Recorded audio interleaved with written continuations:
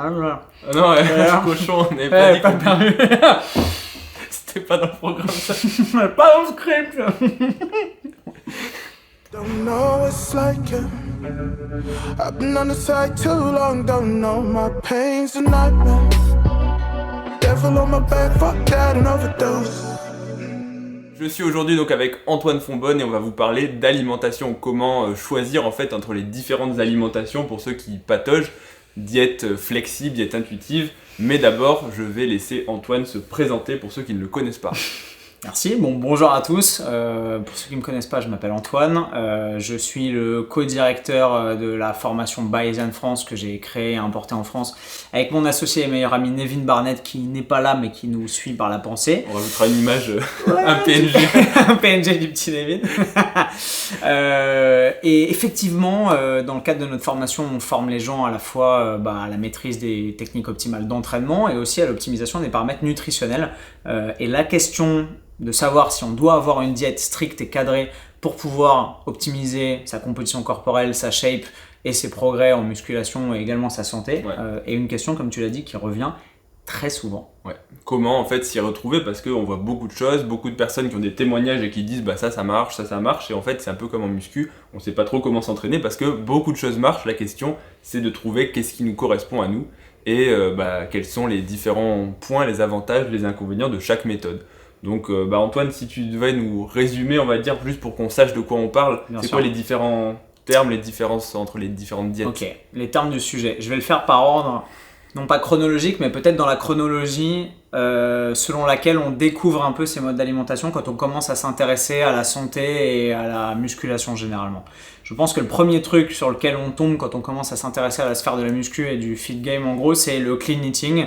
En gros, c'est manger du poulet, du riz et des brocolis 3 ou 4 ou 5 fois par jour pour être sûr qu'on mange clean et qu'on mange absolument ce dont on a besoin pour optimiser son alimentation et apporter à son corps l'ensemble des nutriments dont il a besoin pour fonctionner comme il faut. Ensuite, généralement, on arrive à une diète cadrée en comptant ses calories parce qu'on se dit il faut que je sois encore plus précis et je me rends compte que j'ai des besoins spécifiques et qu'il faut qu'ils correspondent à mes dépenses, et si je veux prendre de la masse, il faut que j'ai davantage d'apport calorique et davantage d'apport énergétique que mes dépenses, et si je veux sécher, il faut que j'arrive à un déficit calorique. Donc on commence à comprendre la logique de la balance énergétique. Ça, c'est souvent la deuxième étape. Et parfois, quand on en vient à rentrer vraiment dans le dur de cette étape-là et à investir et peut-être se brûler un petit peu les ailes, on pète un petit peu un câble et ensuite on rebascule de l'autre côté du prisme, qui est généralement ce qu'on appelle une espèce de pseudo-diète intuitive où on mange grosso modo ce qu'on a envie de manger ou ce qui nous passe par la tête à l'instant T, et on essaye de faire avec et de continuer à progresser comme ça en optimisant un peu à la louche. Ça, c'est grosso modo la définition de la diète intuitive. Et après, il y a la diète flexible, qui est probablement l'aboutissement de l'ensemble de ces... Comment dire ? Tâtonnements, de c'est un peu le mot. En fait. Ouais, c'est un peu ça. L'aboutissement du chemin, en fait, d'arriver à avoir une diète Exactement. qui est optimisée pour ses objectifs, tout en étant, je pense, pas l'impression de se restreindre et de pouvoir choisir les aliments, en fait. C'est exactement ça, pouvoir faire preuve de flexibilité en ayant les connaissances et surtout les savoir-faire qui permettent de pouvoir avoir l'impression de faire les choses de façon très simple et intuitive, tout simplement parce que vous bénéficiez de la structure et de l'expérience acquise par les années de pratique des autres techniques qu'on a évoquées. Et de savoir s'adapter aussi, parce que parfois, quand on nous propose un resto, on a envie d'accepter, mais on se dit peut-être que je vais rater, je vais sortir de mes calories, sortir de mes macros, et donc ça peut être un peu compliqué. Bien sûr. En tout cas, belle introduction. Je pense que maintenant on sait de quoi on parle. Parce que j'avais peur qu'en rentrant sur la vidéo, on se dise mais là on parle de quoi? C'est quoi la diète intuitive? Donc là maintenant, vous savez, et on va essayer de développer quels sont les avantages, les inconvénients, et finalement comment arriver à choisir qu'est-ce qui nous correspond à nous. Donc toi, qu'est-ce que tu penses? Qu'est-ce qui peut déjà être le premier argument pour aller vers une technique plutôt qu'une autre? Alors, le clean eating, il y a à la fois évidemment, comme tu l'as dit, des avantages et des inconvénients. L'avantage, c'est que vous allez vous détourner généralement des aliments très process, très industrialisés, très transformés, et par définition rester dans des aliments relativement naturels, entiers et peu transformés, ce qui est une bonne nouvelle pour la santé. Le souci, c'est la culpabilisation à mon sens du clean eating, de devoir manger clean, c'est-à-dire propre, c'est-à-dire quoi en réalité? Est-ce que vous devez laver vos brocolis et vos blancs de poulet avant de les consommer? Ça n'a pas vraiment de sens. La nourriture, c'est de la nourriture, les apports énergétiques, c'est des apports énergétiques. Ouais. Et on le sait aujourd'hui, bien évidemment, si vous suivez la chaîne de PM, vous le savez, si vous suivez mes vidéos, vous le savez. Ce qui va conditionner votre bonne santé et surtout l'optimisation de votre composition corporelle, si vous allez avoir beaucoup de gras ou beaucoup moins de gras, ça va être tout simplement l'adéquation entre vos apports énergétiques et vos dépenses énergétiques. Vous pouvez manger aussi clean que vous voulez et ne consommer virtuellement que du poulet, des brocolis, des avocats, du riz et des noix de cajou. Si vous consommez 6000 calories de tout ça alors que vos besoins énergétiques sont à 2700 calories par jour, vous allez forcément accumuler du tissu adipeux, forcément détériorer votre santé globale, votre santé métabolique et accumuler du gras et ruiner votre composition corporelle. Donc, la notion pour moi de clean eating, elle est décevante dans le sens où si vous le faites en mangeant seulement des aliments sains et en adéquation avec vos besoins, vous allez être probablement en bonne santé. Mais si vous vous cachez derrière la réalité des aliments sains et que vous consommez à peu près n'importe quoi en termes de total calorique, vous allez être complètement à côté de la plaque. C'est vrai que ça c'est un truc qui revient souvent, des gens qui disent oh non mais je comprends pas, en fait je mange du poulet, je mange du riz, je mange des aliments santé, des légumes, etc. Et donc finalement je peux pas grossir. Clairement. En fait c'est une fausse conception, c'est pas parce qu'on mange des aliments qui sont bons pour la santé qu'on peut pas grossir si on en mange beaucoup. Si on mange 1 kilo de riz par jour, je pense qu'on va en termes de calories dépasser sa balance calorique, sa dépense énergétique, et on va grossir. Même si effectivement il vaut peut-être mieux manger 1 kilo de riz, 1 kilo de poulet que d'aller manger 1 kilo de fast-food ou de kebab, etc. C'est exactement et ça c'est un peu, je pense, un des bons points du clean eating, c'est que déjà on élimine des aliments en fait qui sont très transformés et qui sont en fait des bombes caloriques. Ouais, en plus. Parce que souvent les aliments qu'on achète tout prêts, tout transformés, en fait sont riches en calories, et puis c'est beaucoup plus facile de manger un burger, ça passe tout seul. D'ailleurs les calories challenge, on voit que ça peut aller très vite. Clairement. Donc le clean eating, manger du brocoli jusqu'à dégueuler, c'est quand même plus difficile. Mais tu vois, par définition, c'est marrant. Moi, j'aime jongler avec cette notion parce que pour moi, la notion de manger sain, manger clean, c'est très culpabilisant. Parce que en vérité, à partir du moment où vous consommez des aliments qui sont en adéquation avec vos besoins et votre taux calorique, par exemple, en termes de glucides, on le sait que tous les glucides ont le même sort métabolique et qu'après digestion, au moment où ils arrivent au niveau de la paroi de votre intestin, c'est des molécules de glucose, que ce soit des monosaccharides, des polysaccharides, des sucres très transformés ou des sucres très simples ou rapides, comme on le disait dans les années 70. Il n'y a pas de culpabilisation à avoir où il y a des glucides qui sont très bien et il y a des glucides qui sont vraiment pas bien et il faut surtout les éviter. Clairement pas, et ça aujourd'hui on le sait. Après, comme tu l'as dit, il est tout à fait possible d'intégrer des aliments qui sont un peu moins sains ou un peu plus caloriques ou avec une densité énergétique un peu plus importante à partir du moment où on comprend leur impact sur le total énergétique global et l'alimentation au quotidien. Ouais, tout à fait. Et donc ça, en fait, ça va dépendre aussi pourquoi vous voulez compter vos calories. Est-ce que c'est pour être en bonne santé, ne pas grossir? Est-ce que c'est pour perdre du poids? Est-ce que c'est pour un objectif de musculation, en gros pour une performance sportive ou pour une apparence corporelle, que ce soit pour sécher pour la plage ou pour préparer une compétition de musculation? Et en fonction de ça, vous n'allez pas avoir on va dire, la même rigueur et la même exigence dans le choix en fait de votre diète, parce que dans certains cas, il faudra être très précis sur les macros, alors que si c'est juste pour maintenir votre poids, être en bonne santé, effectivement, peut-être que le clean eating et choisir des bons aliments sous réserve qu'on ne grossisse pas et que les portions soient de taille, on va dire, normale et raisonnable, ça peut être une solution. Mais peut-être que c'est une solution qui a effectivement des limites. On est bien d'accord. Compter ses calories, ça peut être effectivement la solution d'après quand on est un peu revenu du clean eating et qu'on se dit « Ah ouais, mais en fait, y a de l'énergie chimique dans l'alimentation, certes, et il faut que mes apports énergétiques chimiques correspondent à mes dépenses, certes. » Et du coup, généralement, quand on acquiert ce deuxième degré de connaissance, on comprend un peu la logique de la balance calorique qui est juste la base de l'alimentation. Mais il y a encore des gens aujourd'hui en 2021 qui ne maîtrisent pas ça et qui se disent, comme tu l'as dit, que parce qu'ils mangent que des brocolis et du poulet et des patates douces, ils sont tranquilles parce qu'ils mangent sainement, alors qu'évidemment, c'est pas la seule réalité qui compte. Et du coup, généralement, quand on accède à ce deuxième niveau de connaissance, on peut commencer à compter ses calories. Mais compter ses calories permet effectivement d'avoir un système et un outil de contrôle pour évaluer de façon beaucoup plus précise ses apports caloriques. Parce que si vous ne mangez que du poulet, des brocolis, du riz, des patates douces sans rien compter, en gros, en fonction de votre appétit, du degré de satiété des aliments que vous allez consommer, de vos habitudes alimentaires, de votre gabarit, etc., même si on mange exactement les mêmes aliments, PM et moi par exemple, il se peut très bien que moi je mange 2500 kcal par jour et que lui il soit à 3002. Et que pourtant, on ait visiblement la même diète, au moins sur le papier. Alors que si on se met à compter les grammes d'aliments consommés et le nombre de portions et la fréquence des repas sur une seule journée ou sur une semaine, on va se rendre compte que peut-être les apports énergétiques sont très différents. Donc en termes tout simples et pratiques, compter ses calories au quotidien sur ses repas et savoir exactement où vous en êtes en termes de total calorique permet d'avoir la connaissance, disons, la plus précise de la réalité, de la nature de vos apports énergétiques au jour le jour.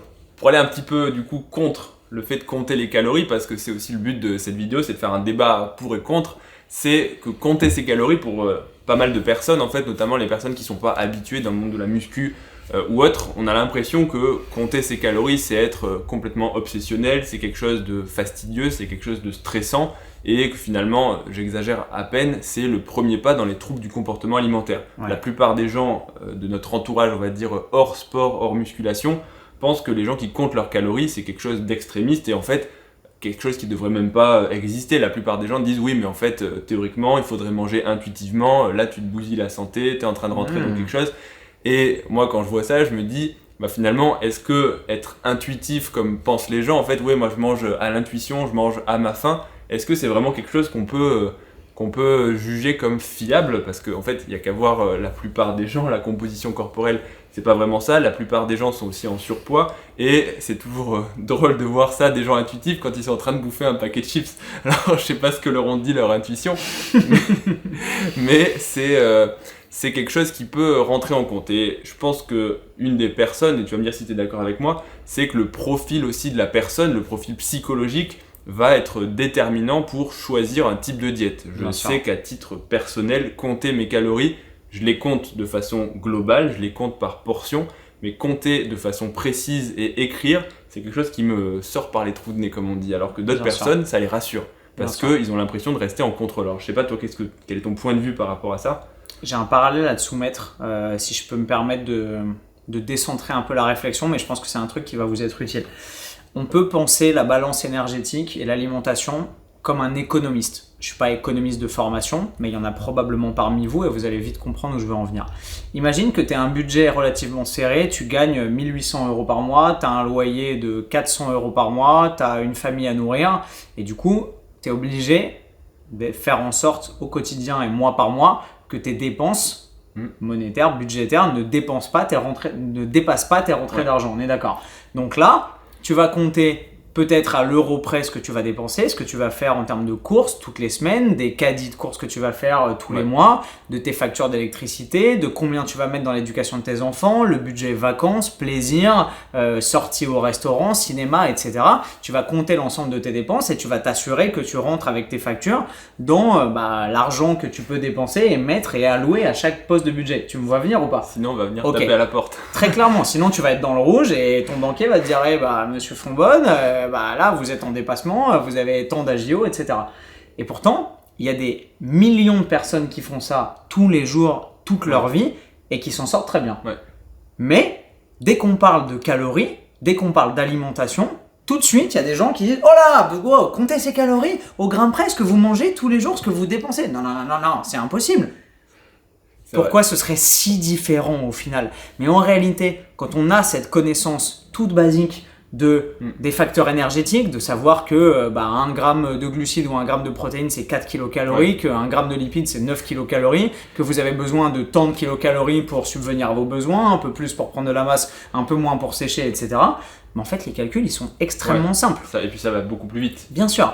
Ensuite, tu as dit un truc passionnant qui est que ça dépend des profils psychologiques des gens. Je sais que moi, même quand j'étais fauché, compter mon argent, compter ma thune, compter mes dépenses, compter mes tickets de caisse, ça m'a toujours emmerdé et c'est jamais un truc que j'ai eu envie de faire.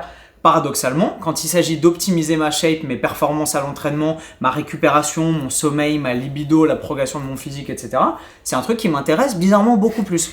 Ça va dépendre des types psychologiques. Tu as des gens qui sont très proches de leur argent, qui adorent compter les tickets de caisse, etc.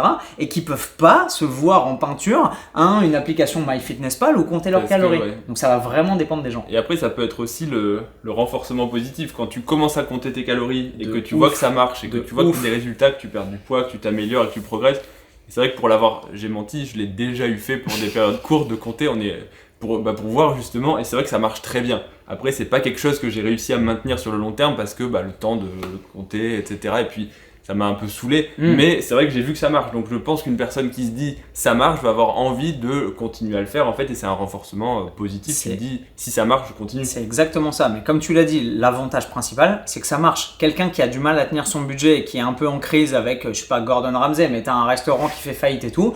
Si tu as un bon audit financier ou un bon comptable qui débarque dans le tableau, qu'est-ce qu'il va faire ? Il va noter et lister l'ensemble des dépenses, voir sur quel poste de dépense on alloue quoi, où est-ce que l'argent part, où est-ce que sont les fuites, arriver à réoptimiser tout ça, et ensuite déjà quand ça sort plus de façon complètement erratique, arriver à comprendre comment on peut gagner de l'argent et optimiser la structure. C'est la même chose avec les calories. Ah mais j'arrive pas à perdre du poids. Bah ouais, mais t'as mangé 2 McFlurry hier, t'as fait un barbecue avec tes potes il y a 3 jours, et ce soir t'as une soirée pizza, ça va finir en Pizza Hut, PS5, etc.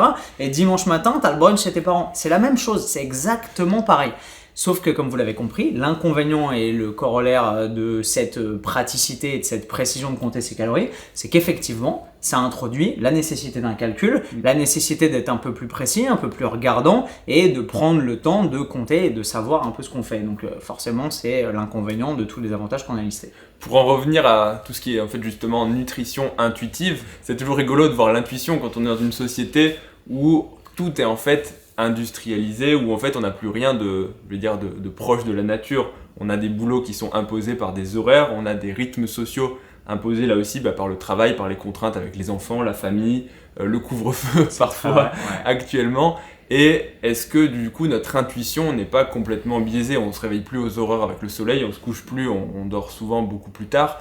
Et actuellement, je pense que l'intuition nous dit plutôt d'aller taper à la porte du kebab ou du burger et de s'enfiler une glace, une pizza, plutôt que de manger du riz, du poulet, de compter ses calories et d'aller faire du sport, parce qu'on est quand même mieux dans un canapé, enfin au moins on a l'impression d'être mieux dans un canapé en train de manger un pot de glace que de compter ses calories, de manger du riz, du poulet. Donc est-ce que l'intuition actuellement on peut vraiment s'y fier ? Je ne sais pas, je ne suis pas sûr. Peut-être que certaines personnes y arrivent, mais probablement pas la majorité. C'est marrant ce que tu as dit, ça me renvoie à une phrase prononcée par je ne sais plus qui dit « On est mieux assis que debout, couché qu'assis, mort que vivant ». Mais c'est exactement ça, en se laissant aller à la facilité, on finit par se dérégler complètement et se créer une vie qui ne ressemble plus à rien. Bref, petit aparté. Mais effectivement, comme tu l'as mentionné, les gens qui sont en surpoids clinique ou en obésité, voire en obésité morbide, par définition, écoutent leur corps en permanence. Tiens, j'ai faim, je vais manger. Alors, ils pensent peut-être écouter des signaux qui sont utiles, mais en fait, comme on le sait, la faim est un signal qui a une telle emprise psychologique et une telle rationalité, mine de rien, brouillée par les émotions et par l'ensemble des réactions à tout ce qui se passe dans notre quotidien. Et par l'habitude aussi, le simple fait de bouffer de plus en plus, on a de plus en plus faim. Tu prends un mec qui jeûne depuis 10 jours, il a plus faim. Alors qu'en fait, il aurait intérêt, ça dépend pourquoi on jeûne, mais il aurait intérêt à manger d'un point de vue balance énergétique.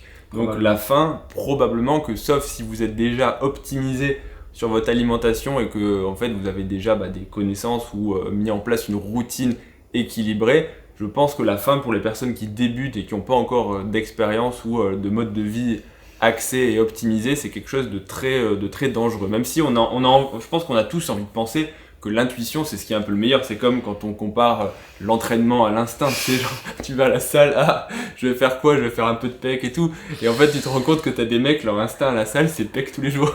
En fait c'est exactement ça, le parallèle est passionnant. Mais pour quel type de catégorie l'entraînement à l'instinct fonctionne? Généralement uniquement pour les mecs chargés ou les mecs qui n'aspirent pas à avoir un physique optimal. Et pour quel type de personnes l'alimentation instinctive fonctionne? Généralement ceux qui ont été dotés par leur éducation d'une extrêmement bonne éducation alimentaire. Et à partir du moment où vous avez l'habitude de consommer des sources alimentaires relativement saines et peu transformées, de manger relativement à heure régulière et d'avoir une hygiène de vie globale avec des heures de sommeil relativement régulières, là vous pouvez peut-être vous permettre de vous fier à votre instinct parce que vous allez avoir faim aux horaires où vous avez l'habitude de manger, Peut-être le matin si vous prenez un petit déjeuner, peut-être à midi si vous avez l'habitude de déjeuner à midi, peut-être un goûter et peut-être le soir, et basta. Parce que généralement, on est poussé à renforcer les habitudes qu'on met en place au quotidien. Oh, tu te marres? Non, mais je me marre parce que c'est vrai. Et ça me fait marrer le coup de l'instinct. Je pense à plein d'exemples de mecs à l'instinct qui font n'importe quoi. Clairement, généralement, c'est le schéma habituel. Ouais. Et en général, l'instinct, actuellement, on a plutôt envie de le réfréner parce que sinon on ferait n'importe quoi. Autre chose, c'est, à mon sens, c'est aussi qu'on peut alterner et on peut varier. C'est pas parce qu'un jour on compte ses calories ou pendant une période plus restreinte qu'on est obligé toute sa vie de compter. On peut compter au début en fait pour avoir une idée de ce qu'on mange, une idée de quel est notre total calorique, quel est notre apport en macro, pour savoir d'où on part et où est-ce qu'on veut aller et comment est-ce qu'on peut ajuster. Même si on n'est pas obligé ensuite de compter. Moi je sais que perso, mes portions de riz, c'est ce que je racontais à Antoine juste avant, en fait je prends un verre doseur et je fais un demi-verre, un verre entier, 3/4 de verre. Mais non, mais en fait, si tu verses le sachet dedans sans compter, des fois t'as une montagne de riz et des fois t'as pas beaucoup de riz, tu fais putain, je vais avoir la dalle. Donc c'est quelque chose de variable dans le temps. Un exemple tout bête, hein, mais du beurre de cacahuète d'ailleurs au chocolat qui est une portion. Mais ouais, genre, moi quand je coachais des clients, ils me disaient ah ouais, je mange une cuillère de beurre de cacahuète. Ok, d'accord. Vous mangez une cuillère comme ça, qui doit faire 85 cal, ou alors vous mangez, non mais c'est tout bête, mais regarde, sans pousser mémé dans les orties, comme on dit, ou une cuillère comme ça, qui doit faire peut-être 190 cal. Dans la bouche des gens, c'est la même cuillère, mais clairement en termes de balance calorique, non, cochon, on n'est pas dit qu'on perdu. C'était pas dans le programme ça. Pas dans le script. Le coût des portions en fait c'est variable et il vaut mieux avoir une mesure objective de sa portion. Au moins au début, après on sait ce que notre cuillère représente, moi je sais ce que représente mon verre, mais ça permet de savoir d'où on part en fait. C'est comme si on démarre à la muscu et qu'on prend pas de photos, pas de mensuration. Un an plus tard, on n'a aucune idée d'où on est parti et on a l'impression soit qu'on n'a pas progressé, soit qu'on a... Alors qu'en fait il suffit d'avoir des mesures objectives. Exactement. Et je pense que ça c'est quelque chose d'important. Et un autre point, à mon sens, pour peut-être conclure et faire une espèce de synthèse globale, c'est que finalement la diète, alors ça conviendra pas forcément à tout le monde, mais pour avoir une diète flexible, il faut être passé peut-être par des périodes un peu plus traquées, un peu plus avec des plans alimentaires, de l'apprentissage, parce que avant d'être intuitif, avant de faire les choses à l'instinct, il faut avoir réfléchi et intégré en fait tout le processus et donc avoir des connaissances, je pense, sur l'alimentation, sur les calories, sur les macronutriments, les micronutriments, et aussi connaître les aliments pour savoir comment on peut les interchanger et puis comment on peut adapter en temps réel. Et ça, je pense que c'est quelque chose de super important. C'est comme si tu dis à quelqu'un va t'entraîner à l'instinct mais que c'est sa première séance. On voit ce que ça donne, hein, les mecs à la salle qui font des mouvements où tu te dis mais d'où ça sort. Très clairement. C'est un peu la même chose. En fait, je pense que ce qui est dangereux dans l'alimentation, et on l'a dit un peu en demi-teinte, c'est les idéologies. C'est je mange clean, ou je compte mes calories, ou je fais une diète flexible, ou je fais un fit sur macro. À partir du moment où vous comprenez que l'ensemble de ces stratégies ne sont que des outils qui sont là pour servir votre progression et votre dynamique à vous, vous avez tout compris parce que vous savez que, comme PM vous l'a dit, vous pouvez utiliser ces différents outils parce que vous avez les connaissances et les savoir-faire pour le faire de façon optimale en fonction de votre contexte. Je prends un exemple tout simple. Moi, j'ai virtuellement compté mes calories jusqu'à début 2020, je pense. Parce que j'avais trouvé une façon très simple de le faire, parce que j'ai l'habitude de le faire et que ça me demandait vraisemblablement pas un gros stress au quotidien et que ça me permettait de garder un physique qui était à peu près optimal. Entre 2017 et 2020, j'ai eu un physique qui était très correct, j'arrivais à rester sec à la fois pour faire mes photoshoots, l'ensemble de mes vidéos, tout ce que je voulais, et surtout être en super bonne santé et optimiser tout ça. Et quand le confinement est arrivé, et que je me suis retrouvé chez moi, en Auvergne, avec mon père, ma belle-mère, et dans un contexte très différent, avec beaucoup d'incertitudes, beaucoup de stress, est-ce qu'on allait pouvoir revoyager, ressortir, reprendre une vie normale, etc. Je me suis rendu compte que compter mes calories m'angoissait. Parce que ce tout petit effort supplémentaire au quotidien que ça me demandait et auquel je consentais de bonne grâce avant, quand ma vie était idyllique, comme on l'a tous connu avant la crise sanitaire, maintenant était devenu un effort supplémentaire en trop qui me pesait et qui psychologiquement m'affectait au point où je me disais vas-y, j'ai pas envie de m'embarrasser avec ça, ça m'angoisse et ça me saoule. Puis quand t'as rien d'autre à penser aussi, peut-être c'est ça. Quand t'as une vie active, que tu fais plein de trucs, peut-être que de compter, c'est pas très grave, mais quand t'as rien d'autre à foutre et que tu comptes ce que tu manges, peut-être que psychologiquement te dire Exact. Et quand le prochain repas. C'est à ce moment-là que je suis passé sur un système un peu plus soft, un peu plus light, où je me suis dit, ok, en fait, bah, j'ai pas besoin de compter mes calories au gramme près, et ça fait tellement longtemps que je m'alimente de façon quasi optimale que je sais ce dont j'ai besoin, je sais de combien de grammes de protéines j'ai besoin par repas, je sais à peu près grosso modo de quelle quantité de calories j'ai besoin sur une journée type quand je m'entraîne pas, quand je fais de la musculation, quand je cours, quand je boxe, etc. Et du coup, bah, je peux me permettre de prendre un peu de distance par rapport à cette méthode de calcul un peu précise mais aussi un peu contraignante et évaluer et faire les choses de façon un peu moins rigoureuse et un peu plus intuitive. Mais parce que, comme tu l'as souligné, j'avais cette connaissance très précise de ce que représente physiquement 200 kilocalories de peanut butter ou d'asperges ou de brocoli et que je suis capable d'évaluer et d'avoir une idée relativement précise de la teneur calorique de mes aliments au quotidien et peut-être aussi parce que on en vient par goût et par habitude à manger relativement le même type d'aliments et à avoir, quand on a une hygiène de vie quasi optimale, des routines et des habitudes qui font qu'on optimise tout ça de façon naturelle. C'est un très bon message, je crois, de conclusion. Et du coup, si on doit résumer tout ce qu'on a dit, parce qu'on s'était fixé pareil, objectif de 15 minutes et puis une demi-heure de vidéo. Donc on est tous les deux très bavards. Donc pour, je pense, résumer, si on doit donner une conclusion en fonction en fait, de différents arguments, il n'y a pas de diète miracle ou de mode d'alimentation parfait. Déjà, c'est interchangeable en fonction du temps et votre mode d'alimentation, vous devez le choisir en fait en fonction de vos objectifs. C'est pas pareil si vous voulez aller juste être bien pour la plage, si vous voulez perdre du poids ou si vous voulez faire une sèche pour être sur Mister Olympia. Bien sûr. Mais il faut aussi le choisir en fonction de votre profil psychologique et ça c'est très variable et ça c'est propre à chacun. Certaines personnes vont être rassurées en comptant les calories, d'autres vont avoir envie de jeter leur MyFitnessPal par la fenêtre avec leur iPhone, bref c'est un peu compliqué. Et il faut aussi internaliser et puis se renseigner, apprendre la nutrition en fait pour arriver à avoir une alimentation intuitive et justement se raccrocher à son instinct, on va dire, plus correct. Parce qu'en fait, l'instinct, c'est ça. Une fois qu'il est construit de façon un peu plus normale.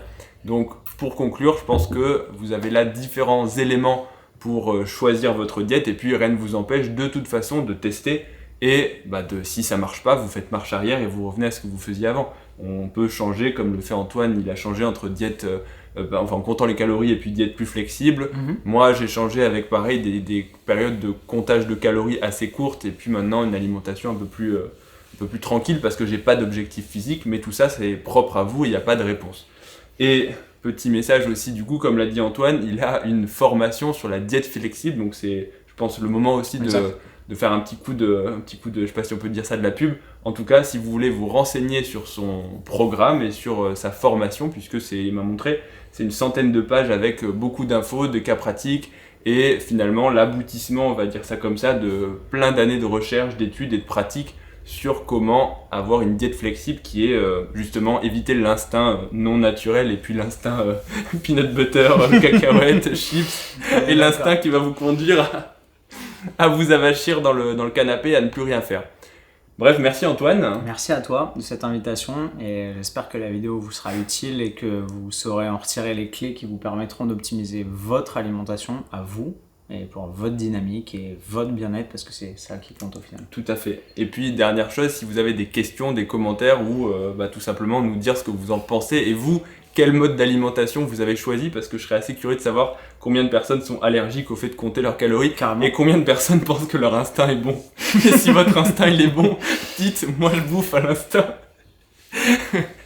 Et puis je vous dis, sinon retrouvez Antoine sur sa chaîne YouTube, Antoine Fonbonne. Retrouvez-le aussi sur Instagram, Antoine Fonbonne. Pareil, merci. Et puis je vous dis à bientôt pour la prochaine vidéo. Ciao.